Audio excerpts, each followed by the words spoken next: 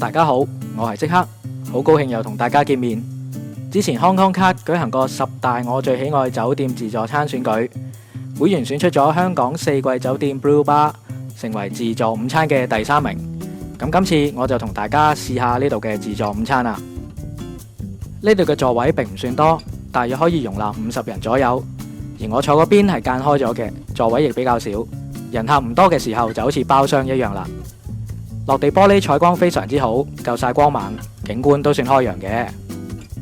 至於食物方面，係着重質素多於款式數量。頭盤有東南亞同埋西式沙律，味道清新，作為開胃前菜都非常之好噶。巴馬火腿陣陣鹹香，亦都可以刺激起食慾。但係美中不足嘅就係海鮮冷盤類同埋日式刺身都係欠奉嘅。主菜有2款肉類，試食當日就有燒肉眼扒，另一款就係牛肋肉。我就比較喜歡前者嘅原汁原味啦。至於熱葷方面，就有意式雲吞、中式帶子餃、炒焗時蔬等等。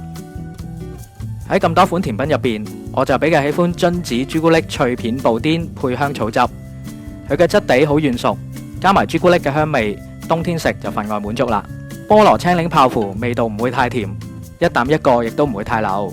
另外仲有 macaron 亦都係必食嘅。嘆完一餐咁悠閒嘅自助午餐，又到咗埋單嘅時候啦。今日我帶咗建行亞洲信用卡，就簽佢啦。